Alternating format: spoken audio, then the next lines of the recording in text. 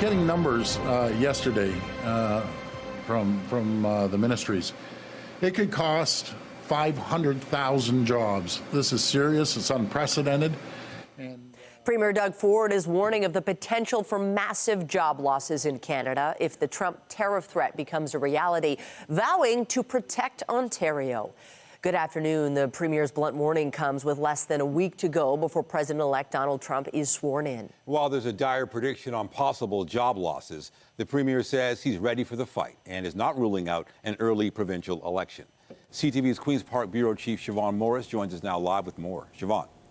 Well, Nathan, the Premier has been warning for months about how bad things could get if those Trump tariffs do come to pass and if he follows through when he takes office next week. But this is the first time that we're really hearing Doug Ford talk about specifics.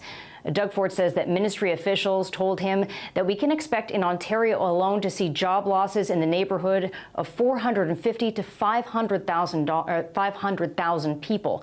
A lot of that will depend on exactly how these tariffs roll out, whether Donald Trump does an across-the-board 25% tariff, as he's talked about, or he hits some sectors harder than others. Ford has talked about potentially needing to unleash tens of billions of dollars into the economy to counteract those tariffs. He can't say what that means, whether he's looking at direct support for workers who find themselves out of jobs or supporting the companies they work for. It is part of the logic behind a potential early election call. These tariffs will affect every single person. Even if they don't think they're tariffed in their sector, it's going to indirectly affect them. It's not going to be good. I'll tell you that right now. It's no different than when we were facing the pandemic. Companies were struggling. We stood up and made sure that we take care of the workers and the people of Ontario, and that's exactly what we're going to do. These issues will be discussed by the Premier and Dominic LeBlanc here at Queen's Park this afternoon. He's the Federal Minister of Finance and Intergovernmental Affairs. All of this something of a preview of a meeting in Ottawa tomorrow. That's between all of Canada's premiers and the Prime Minister. Reporting live from Queen's Park, I'm Siobhan Morris. Nathan and Michelle, back to you. Thank you, Siobhan. The inland ponds in Toronto are starting to look like winter playgrounds. This was the view this morning from our CTV News chopper over Grenadier Pond, where skating rinks have been shoveled off. This is despite warnings from emergency services the ice may not be safe. A man fell through ice on the Toronto Islands last week. And here's a live look at the city this afternoon. Lots of sunshine, but the cooler air has definitely moved in. So bundle up if you're heading outside. And there's also a chance of flurries tomorrow. Lindsay Morrison is here with a look at the current conditions of another chilly day. Oh, it's back, Nathan. That cold, at least for a couple of days before a warm up and then an extreme cool down. And we'll talk about that coming up in your weather forecast. Right now, though, we are talking wind chills back in the minus teens. In fact, it's still at this hour feels like minus 17 at Pearson Airport. Current temperature minus 7. We're expecting to climb a degree or 2 as we make our way through this afternoon. But that's it. It's going to remain quite cold. Winds once again are coming directly out of the west, and they're pretty gusty, up to 50 or even 60 kilometers per hour at times today. And when it comes to the active weather, we did have a little bit of light snow last night. Still the chance of flurries today. We're seeing some in the west end of the GTA around Oakville, Burlington, and snow squalls continue for areas off of Georgian Bay where snow squall warnings remain in place. We're going to talk about the cold air for the short range and in the long range coming up in your weather forecast. For now, though, Michelle, I'll send it over to you. Thanks, Lindsay.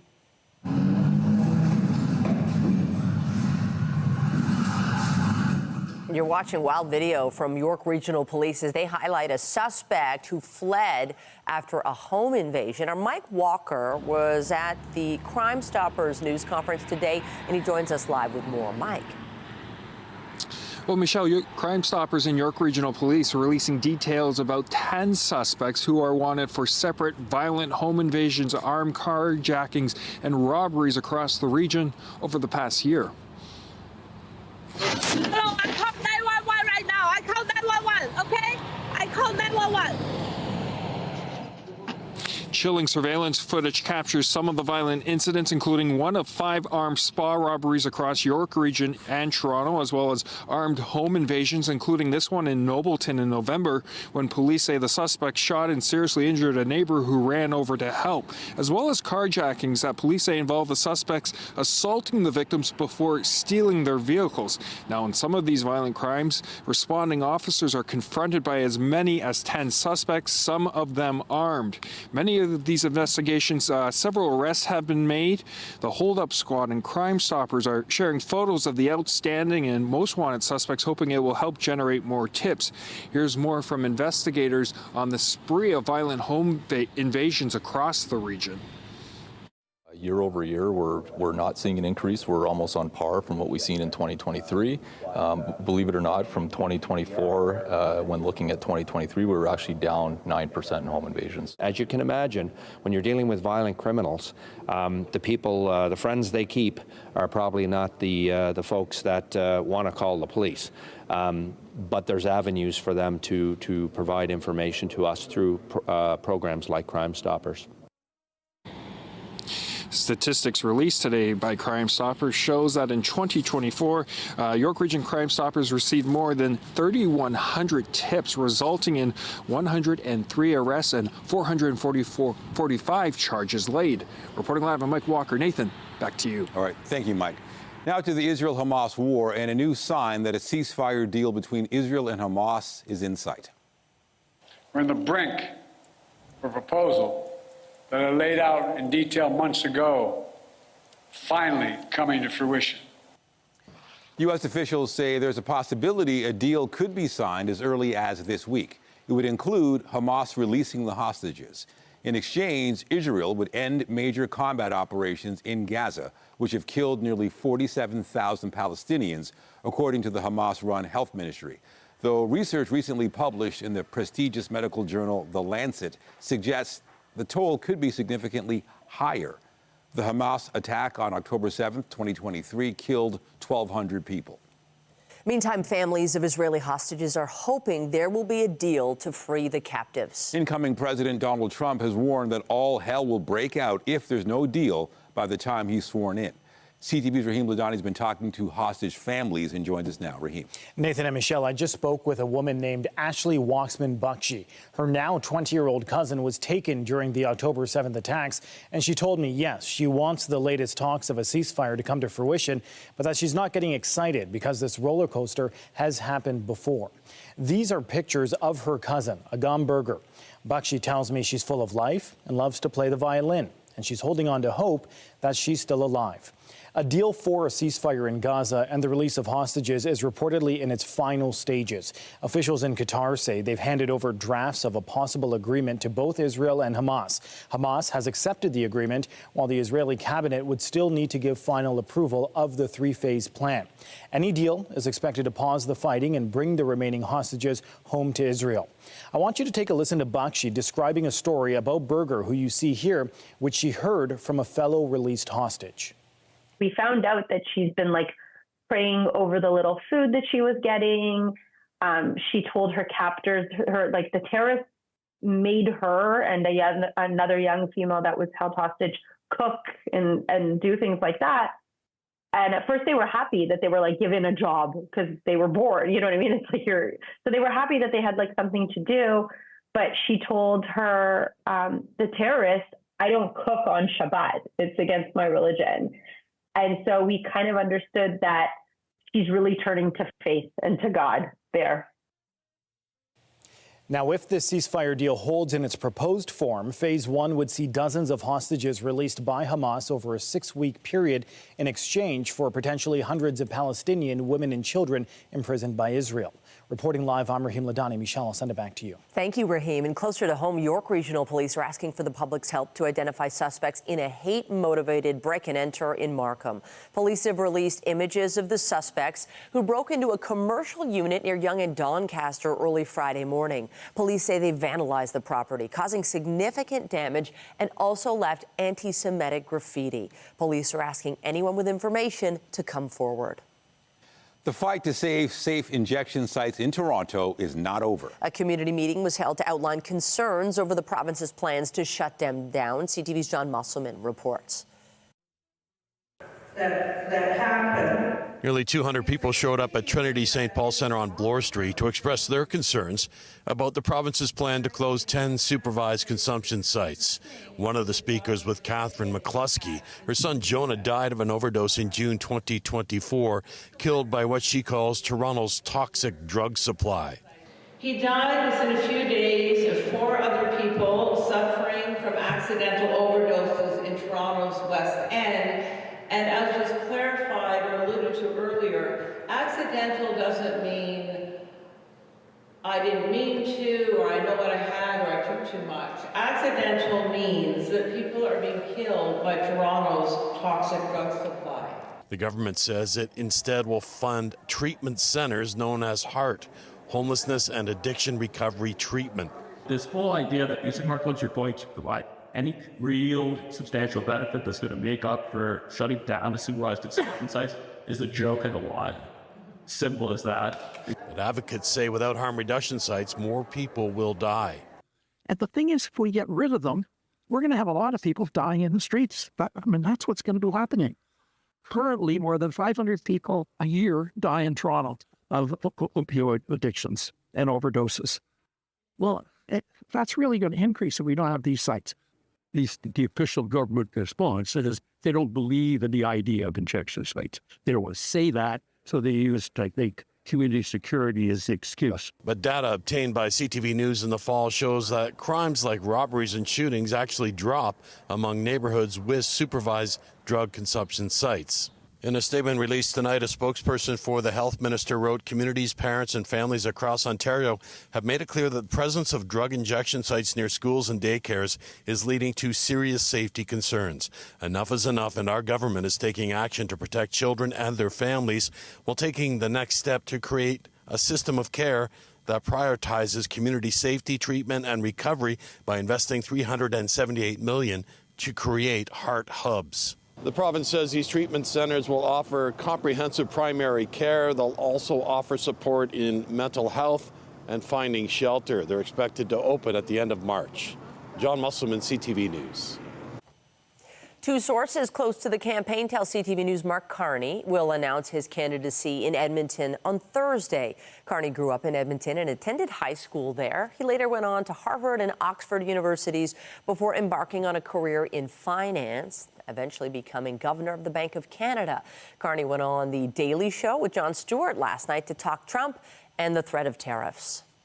You got to have some shared values. You got to be able to predict how the other's going to behave. So it's not just a series of transactions. Right. Look, we can do a series of transactions.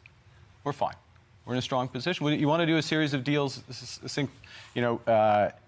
we can do that. Yeah. What's much better is to look at everything we've had, John, together. And if we could just build on it. You were just about to lean into look, man, if it's late and you're drunk, you can call us. It's cool. Yeah, but I would rather we mean something to each other. Yeah. So that we get something out of this together. Yeah, like Sunday afternoon in the park. That's what I'm talking about. And former Finance Minister Chrystia Freeland is expected to announce her intention to run for the Liberal Party leadership. According to a Canadian press report, CP is citing a source saying Freeland is planning to announce her leadership bid just before the U.S. presidential inauguration. That's coming up next Monday. Her first policy promise will be retaliatory tariffs in response to the Trump administration. And we could find out whether Industry Minister François-Philippe Champagne will make a run for the Liberal leadership as soon as today. A source close to the minister says he'll reveal his decision during a talk at the Canadian Club in Toronto, which is underway this hour. The event is billed as a conversation about critical issues shaping our future. Meanwhile, Christy Clark has decided not to seek the federal Liberal leadership.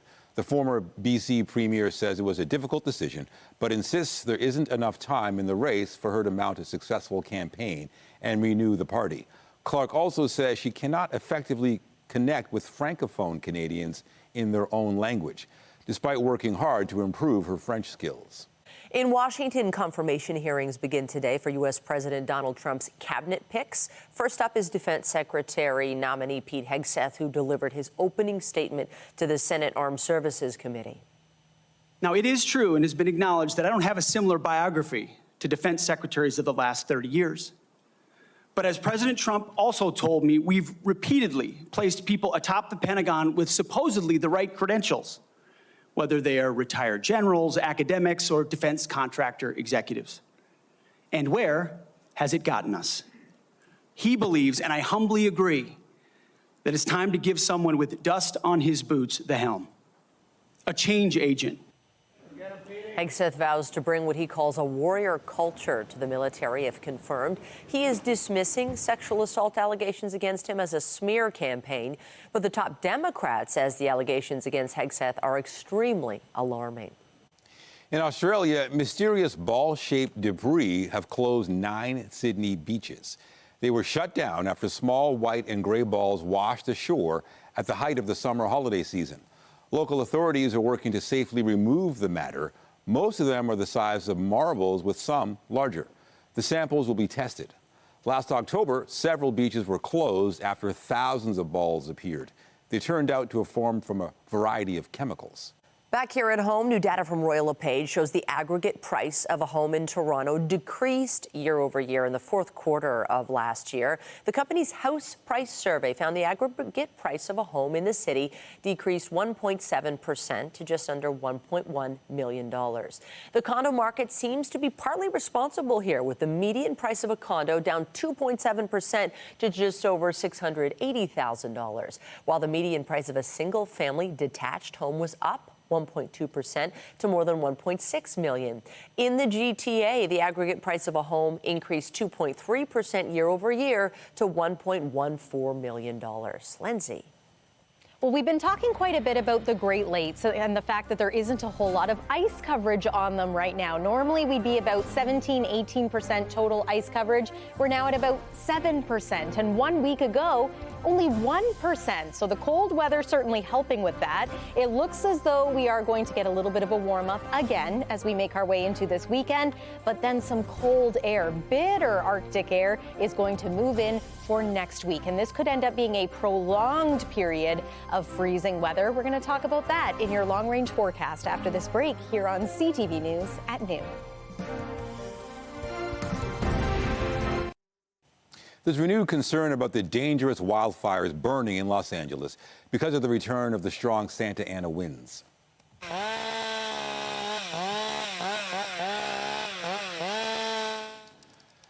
Fire crews have been taking advantage of a break in the winds to remove potential fuel from the path of the fires and to douse hotspots from the air. But forecasters are warning those hurricane-force winds will return over the next 24 hours, prompting officials to issue a red flag warning. The two largest wildfires, the Palisades and the Eaton fire, are just 14% and 33% contained, respectively. And CTV's Scott Hurst is following the latest developments and joins us now live. Scott, it looks like an uphill battle. What's the latest on all this? Nathan, that short-lived reprieve is pretty much gone today, as we heard from fire officials and other emergency first responders just a short time ago, saying today, this afternoon into the evening, and ultimately the next 24 hours will be incredibly challenging. As you mentioned, the big concern, the Santa Ana winds whipping up and gusting once again, potentially topping about 110 kilometers an hour. And if these winds whip up significantly again, the concern is that could ground the aerial attack once again. As we saw earlier in the week, the winds got so intense that they couldn't fight these fires from above. So these helicopters, the super scooper aircrafts from Quebec that we've been talking about, with that one now back in service as of today, if these winds get whipped up significantly once again, it could ground the aerial attack. And so today, the next 24 hours, incredibly challenging to contain these fires, get them under control, and make sure that they don't cause any more destruction and devastation. In terms of updates on numbers, we now know that 88,000 people are under evacuation orders and about 84,000 are under evacuation warnings, meaning tens of thousands of people must be ready to go at a moment's notice. We also got an update from the LA sheriff updating us on the grim task of sifting through the rubble, the search and rescue and recovery operations. Based on our grid searches, this is information that when we concluded last night with our search and rescue teams, we have searched approximately 3,654 properties in the Altadena area thus far. Yesterday, we searched 1,800 properties in Eaton. We also have been working with teams that are coming in to work on the Palisades to begin searching for remains as well. So this operation continues. It's active, not easy work. The good news was that no other remains were found yesterday. Hopefully that happens again today. We don't want the death toll to continue to go up. So, Nathan, right now the death toll related to fires around the region is at about 24, but that number might in fact go up in the days and weeks ahead, as there are roughly 24 people classified as missing in Los Angeles County. Now, to put these fires into perspective, Nathan, over the past week, the 4 major fires that have been burning around Los Angeles County have now scorched an area roughly 3 times the size of Manhattan. So that really gives viewers a sense of the size and scope of this firefight, Nathan. Yeah, massive. CTV's Scott Hurst with the latest on the LA fires. Thank you. Thanks, Nathan. And as the wildfires continue to rage, celebrities are among those impacted, and they're responding in many different ways. There are major donations to relief efforts and direct helping hands. CTV's Andrea Case has the story. Help is needed in all forms in the battle to control the devastating wildfires burning in California. And it's not just firefighters coming to the rescue. Beyoncé donated $2.5 million to wildfire relief. Paris Hilton, who lost her beachfront home, has donated $100,000. Jamie Lee Curtis has also put her money where her mouth is, $1 million. But that mouth put her in some hot water this past weekend. Her house is still standing, but while promoting her film, The Last Showgirl, she compared the devastation in Pacific Palisades to that in Gaza, or a war-torn country. The Duke and Duchess of Sussex were some of the first we heard open their home to displaced friends and made a donation to World Central Kitchen and visited a relief center in Pasadena. But actor Justine Bateman was not impressed. On X, she called them ambulance chasers and disaster tourists. Meghan, whose new Netflix series, With Love Meghan, was set to debut on Wednesday, has asked the streaming service to delay the launch until March 4th so she can concentrate on wildfire relief. Disney has donated $15 million to a number of organizations. Paramount says it'll donate $1 million. The union, which represents actors, SAG-AFTRA, donated $1.6 million to fire relief. And the New York Times reports over 900 prisoners have joined the fight to extinguish the flames. They are reportedly paid less than $12 a day. In August of last year, Kim Kardashian and family members posed with incarcerated volunteer firefighters at a training camp and is now lobbying the governor of California to pay them a decent wage. Her words are stirring up controversy as she reportedly hired private firefighters to save her home in 2018. For those who can afford it, private crews can cost upwards of $2,000 an hour. On X, millionaire investor Keith Wasserman asked for access to private firefighters to protect his home. He's taken down the post. Update, I'm watching our house burn down. Reality stars Spencer Pratt and Heidi Montag, who have lost everything, are now benefiting from the loss. Superficial, her failed album released in 2010, hit #1 on the iTunes charts this weekend. And on TikTok, some stars are calling it their evacuation music. Andrea Case, CTV News. There is some very good news from the UK, where the Princess of Wales says her cancer is in remission. Kate revealed that following a visit today to the hospital where she received treatment earlier this year. Kensington Palace says during the visit, the princess wanted to personally thank medical teams for their care and to offer support to patients now undergoing treatment. Kate received a course of preventative chemotherapy after abdominal surgery a year ago revealed the presence of cancer. The Royal Marsden Hospital is a world-leading state-of-the-art cancer center known for its pioneering research. Good news for her, and we turn our attention here at home to the weather forecast. If you stepped outside today, Oh, goodness. We have beautiful sunshine, which is really nice, but it's so cold, and that wind chill, it hits you in the face. You know, I found myself looking at the calendar wondering, are we at the halfway point yet of winter? How much more of this? No, But we're not quite there yet. I'm sorry to say we do have more of this in store, not just over the next couple of days, but looking ahead to next week, we could experience some of the coldest weather we've had so far this season. And I know I've already said that in the last week or so here, but we do have the sunshine to look forward to. You just can't let it fool you if you plan to venture outside. Weather is brought to you by the Pressler Law Firm Injury Lawyers. You don't pay unless they win. We had sun early this morning mixed with cloud, and you might be able to see there some of the wispy clouds extending from the sky there. Also some lake effect snow. That's been an ongoing pattern for us too. Scattered flurries around the GTA. In some cases yesterday, a trace to a couple of centimeters of snow in the evening hours. And today, once again, we are dealing with those strong westerly winds. It's making it feel cold out there. It's also giving us the chance of flurries once again. Very cold across northwestern Ontario. That is headed our way, but it's going to be short-lived this time around. Overall, today is perhaps the coldest day of the week. We might only make it to a high of around -6 degrees this afternoon, maybe sneaking to about -5 in the evening hours. But you consider those winds and the fact that it's still going to feel into the minus double digits through much of the day and night tonight, and you will want to bundle up. -8 is our forecast overnight low, but -12 in Waterloo, Orillia, as well as Peterborough, feeling close to -20 in many areas once again. And while tomorrow will be slightly warmer compared to today, it is still going to be chilly early on for anybody venturing out to work or to school. Tomorrow's forecast daytime high is -3. Technically, that is close to seasonal. Our average daytime high this time of year is around -2, but it feels cold, thanks in part, again, to those winds. And right now, those winds bringing some light snow, again, to the Burlington area, over toward Brantford as well. And then we'll move a little bit further north here so you can see this very powerful squall line continuing to bring snow to areas north of Midland, Penetanguishene, over toward Honey Harbor, for example. Bracebridge getting some snow earlier today. Winds out of the west sustained around 40 kilometers per hour in Toronto. Has been gusting upwards of 50 kilometers per hour, but so far those gusts aren't too bad right now. Snow squall warnings remain in place for the areas in orange, just in case you are traveling to these communities.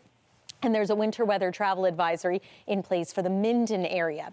Winds are going to change direction as we make our way into the night tonight. Could see a couple of scattered flurries as a result of that too. Tomorrow, once again, a mix of sun and cloud, maybe variable cloudiness and perhaps some late day flurries. Thursday, a little bit more in the way of widespread light snow, might pick up a centimeter or two that day, but we will return to seasonal, -2 degrees. Look at Friday and Saturday. Once again, we are at or slightly above the freezing mark, could result in a little bit of mixed precipitation. And then look at next week, daytime highs in the close to the minus double digits and feeling much colder than that. That's your look at the weather for now. Michelle, over to you. Thanks, Lindsay. Well, one day after the City of Toronto unveiled its proposed 2025 budget, Mayor Olivia Chow is defending the 6.9% property tax hike. The mayor appeared on More in the Morning, a News Talk 1010 this morning.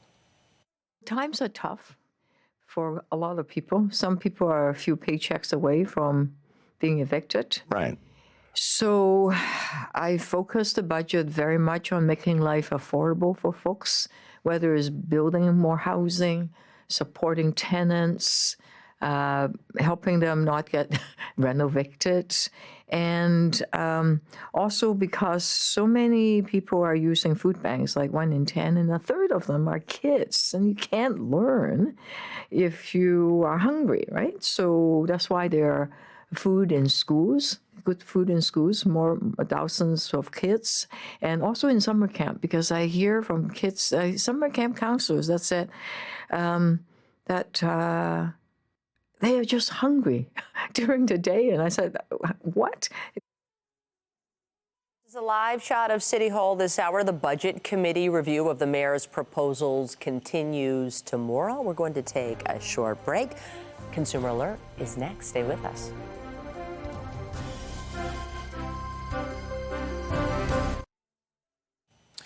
Whenever you head outside of the country, it's a good idea to have travel medical insurance in case you have an accident or illness. Last year, an Ontario man who suffered cardiac arrest in a Florida airport ended up with a whopping hospital bill of more than $600,000. CTV's Pat Foran has this update. I was in shock. I cried. 74-year-old Richard Bishop of Tecumseh near Windsor was flying back from Florida last March when he suffered cardiac arrest at the Orlando airport. He collapsed, and it took 14 minutes of CPR to revive him. I had 10 broken ribs, and that I'm recovering. I'm moving now, and I'm good. The Bishops had group travel insurance. Richard was hospitalized, given a defibrillator, and they thought his bills were covered. I provided them with the phone numbers to our doctors. The hospital bill came to $620,000 Canadian. That's when the Bishops were told they were not covered due to Richard having pre-existing conditions related to his heart. They say, oh, we're not paying.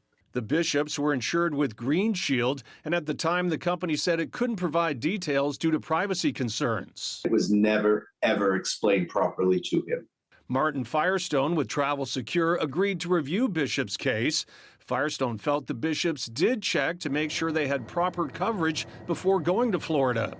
They called prior to leaving, was told through this retirement plan that he had coverage and you got the best there is. And that was the comment that was made.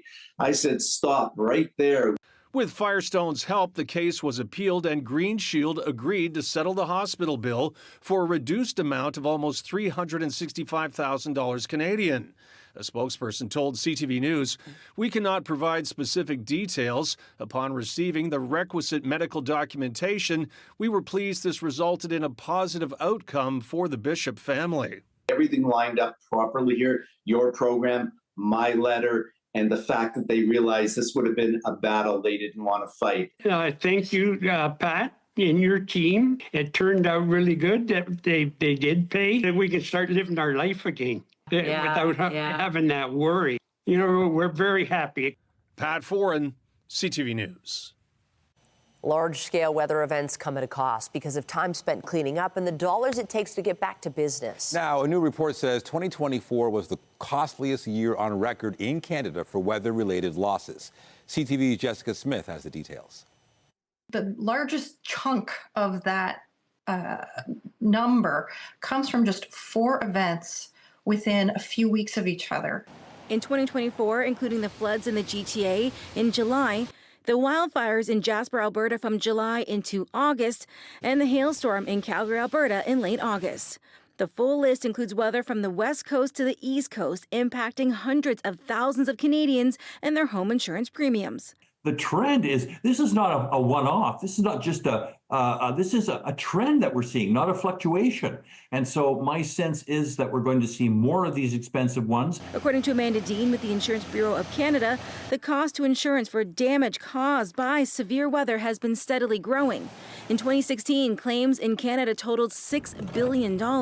By the end of 2024, that number reached a staggering $8.5 billion. Severe weather is impacting insurance, and it's clearly impacting homeowners. We're certainly hearing from them directly. The number of these weather events and their severity are increasing year over year. I think that the writing's on the wall, and we need to pay attention to this. This is not just the fact that the world is warming up. It is costing us dearly. It's expensive, and that is really the hardship on people's lives. Looking to the devastating fires south of the border in California and how wildfires impact us here at home in Canada, Dean says a collective effort is needed between all levels of government and the insurance companies to protect homes in Canada. A lot of important conversations have to happen with respect to fireproofing communities that are especially prone to wildfire or fire of any sort. Jessica Smith, CTV News. Did a bad review lead to the closure of a business that caters to cat-loving customers? The operator of a downtown cafe says so, citing one social media post they blame for their decision to close. CTV's Beth McDonnell explains. It's a refuge for cats and cat lovers. The Lazy Cat Cafe is a place people can adopt a rescued cat or book an hour-long session to play and cuddle in the heart of the city. Having a place like this around in downtown area, I would say it's really helped me mentally. But after 6 months on Queen Street West, the cafe says a recently misinformed social media post that went viral, receiving tens of thousands of views, has led to the decision to close. We are feeling helpless, honestly. This manager, too afraid to show her face, says since the video, the cafe has been flooded with more negative online reviews and is receiving menacing phone calls. We came to this point where we're scared of picking up the call. I don't know if it's a real actual customer that is asking for assistance, or if it's someone pretending to be the police trying to get information out of us. In the video that appears to have been taken down, the customer called the cafe's environment deeply upsetting, saying they've never seen a more obviously sick group of animals, and talked about a cat foaming at the mouth. The cafe says that cat received a medication which caused it to salivate, has since recovered and been adopted. The bad review now pushing it out of business, the manager adding how expensive it is to operate with rent and utility bills over $15,000 a month, while the cats who end up here are initially sick and need care. In the 6 months that we were here, we were able to help almost 100 cats find new homes and provide care and treatment for them, and that is something we will always be proud of. The cafe says it's cleared all inspections by Animal Services and no one has followed up on the video's claims. Still, it plans to shut down in May. I was actually hoping when I move out I could adopt a cat from them. So yeah, that makes it sad. Catching customers off guard, hoping the cafe finds a way to stay open. Beth McDonnell, CTV News. Get Toronto's top stories, breaking news alerts, and watch live. Download the CTV News app. U.S. and Canadian stocks rose in morning trading. Andrew Bell of B&M Bloomberg brings us the latest in business. Hello there. Here are your business headlines. Canadian shares edged higher this morning, lifted by big names such as Shopify and TD Bank. However, shares in BCE, parent of B&M Bloomberg and CTV, slipped 2%. Bank of America downgraded the stock to sell, citing debt and questions over the dividend. U.S. stocks were higher after wholesale inflation came in lower than expected. Shares in B2 Gold slipped 2%. Production at the company's big mine in Mali in West Africa missed expectations, and the dividend was cut by 50%. Meanwhile, also in Mali, Barrick Gold said it's suspending operations after the government started removing gold from its huge operation in that country. That's the latest escalation in a months-long dispute. And finally, oil dipped from a 5-month high amid progress in ceasefire talks between Hamas and Israel, possibly reducing any threat to Mideast supplies. North American crude dropped below $78 US. That's the latest in business. I'm Andrew Bell of B&M Bloomberg. If you've kept up your New Year's resolution of going dry this January, you're not alone. Many choose to abstain from alcohol in the first month of the year after the New Year's holiday. But there's a growing trend showing many are giving it up altogether. CTV's Allison Bamford reports. The dry January trend isn't the only reason alcohol-free drinks are flowing.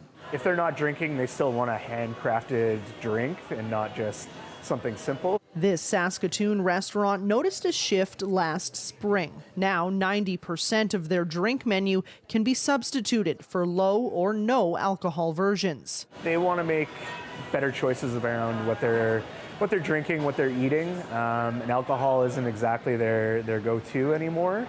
Booze-free beverages are surging in popularity across the country.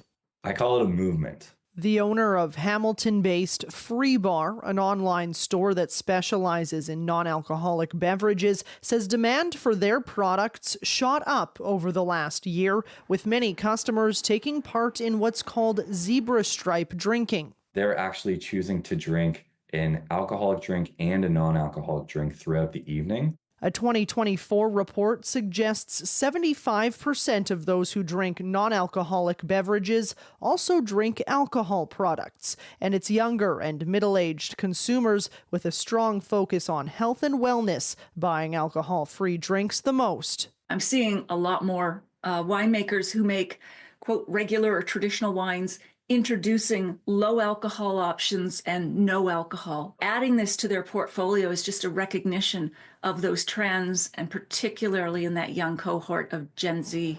I think this is going to be a big change in the industry. A change toward what's called mindful consumption that many think will last longer than your New Year's resolution. Allison Bamford, CTV News, Saskatoon. Now to an Ontario teenager using the power of social media to make a name for herself and to draw attention to a condition that caused her to lose her hands and feet. CTV's medical correspondent Avis Favreau has her inspiring story. I get a lot of questions. A lot of teens like being on social media, but for 19-year-old Amelie Henze, it's part of a mission. She has no hands and no feet, a quad amputee, the result of sepsis. I had no clue that sepsis was a thing before any of this happened to me. Amelie has Crohn's, a bowel disorder that left her underweight, but last October she felt unusually ill and went to the ER. She waited 18 hours to be admitted. Only then doctors found her hands and feet had turned black. Oh, this is septic shock, which means she's been septic. It's been missed. Like, it's too late. What do you do? And it was really scary. Sepsis is an extreme response to infection. The body starts to attack its own tissues and organs. In her case, a tear in her bowel had been missed. To save her life, she was put in a 3-week coma, after which her hands and feet were amputated. That's exactly what happened to UK politician Craig McKinley, who dramatically illustrated the effects of sepsis and his return to Parliament. Amelie launched her story on TikTok. This, my friends, is what septic shock does to you. An unvarnished look at how she puts on her artificial legs, how she uses her iPhone. The bones are very prominent, and I kind of use those almost as my fingers.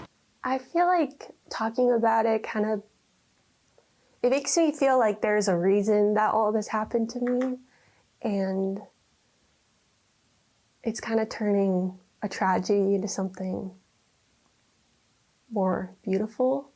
Every day, over 200 Canadians develop sepsis, triggered by common infections like the flu. And if it isn't detected and treated quickly, up to a third can die. Sepsis researchers say people need to be aware of the early symptoms. Uncontrolled shivering, feeling as horrible as you can, confusion, not making urine. Amelie, meanwhile, isn't letting much stop her. Goodbye. She's fundraising for prosthetic hands while she becomes the face of advocacy. I don't want other people to have to go through what I went through. Avis Favreau, CTV News, Brantford, Ontario.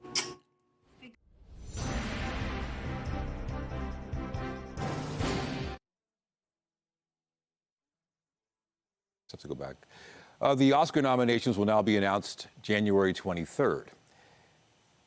Now, the awards announcement has been delayed for another week and a bit because of Los Angeles wildfires. The Oscars is also canceling its nominees luncheon, but the show will go ahead as planned on March 2nd. Meanwhile, the 2025 Grammys will go on as scheduled a month earlier, February 2nd, with what organizers are calling a renewed sense of purpose. They plan to raise money for relief efforts and honor first responders.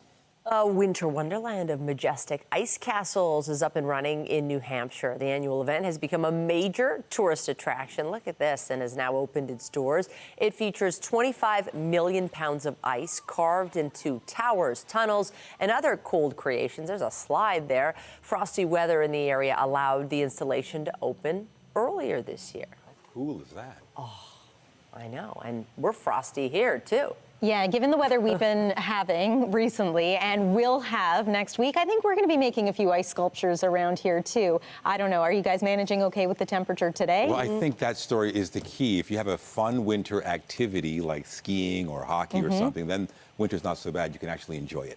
But there were no ice sculptures to make this morning. It was just pain, just pure pain with the wind. Okay, well, this is a practice round because heading into next week, I think we'll experience even colder weather than we've had so far in 2025. So much so that I would not be surprised if Environment Canada eventually issues extreme cold warnings. For today, no warnings in effect. However, it is chilly and it's probably likely to be our coldest day of the week. There's Toronto. We are at -7 degrees. Factor in those winds and it still feels like -17. So dress for that if you are heading out this afternoon. Quite chilly around the Golden Horseshoe in through eastern and southwestern sections of the province too. Overnight tonight will drop near -8, -9 degrees. The wind chill not quite as intense overnight tonight as it was last night and early this morning, but it is still going to feel like the -teens. As for the school day forecast for tomorrow, in addition to the cool weather, it's worth mentioning that we're holding on to a chance of flurries just about every day this week. Not necessarily measurable snow, although I am looking ahead to Thursday as perhaps our next best chance of maybe a centimeter or two. It will be a little more widespread that day. And then the 7-day forecast looks like this. So by Thursday, we're also back to seasonal, -2. That's our average daytime high. And then once again, to kick off the weekend, we will be hopefully enjoying some milder temperatures around 0 for Friday. Perhaps +1 on Saturday, but look at that drop Saturday night down to around -10 degrees. And then next week, it's possible, Nathan and Michelle, that we could have daytime highs in the -double digits. Once again, don't let that sunshine fool you for Sunday or Monday. It's going to be cold. Oh, for sure. Sounds like it.